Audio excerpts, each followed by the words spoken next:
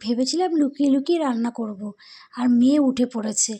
মেয়ের চোখে আর ফাঁকি দেওয়া যায় না। আমি যদি উঠে পড়ি আমার সাথে সাথে আমার মেয়ে উঠে পড়ে। সকালবেলায় ধরার কোনো লোক থাকে না যে মেয়েকে একটু ধরবে। সেই মেয়েকে কোলে নিয়ে আমি ছেলের ভাতটা কমপ্লিট করলাম। রান্না কমপ্লিট করার পর ছেলেকে রেডি করে স্কুলে পাঠিয়ে দিই। ওর সমস্ত কাজ থাকে। আর এইদিকে দেখো সিঁড়িঘরে আমি কাজ লাগিয়েছি।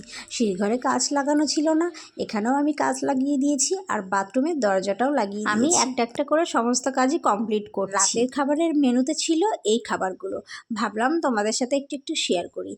ছেলের জন্য মাংস ফোটানো হচ্ছে, ওর জন্য তো আলাদা তরকারি রান্না করাই হয় তোমরা জানো। আর এখানে প্যাকেট দুধ রান্না হয়েছে। প্যাকেট দুধ আমি খাই। আর অল্প করে ভাত রান্না করা হয়েছে, শ্বশুরমশাই খেয়ে নিয়েছে। আর এই ভাত দেখতে পাচ্ছ, এই ভাতটা হচ্ছে আমার মেয়েকে মিক্সচার করে খাওয়াবো দেখে। আর এখানে দেখো মাছের তরকারি নেওয়া হয়েছে।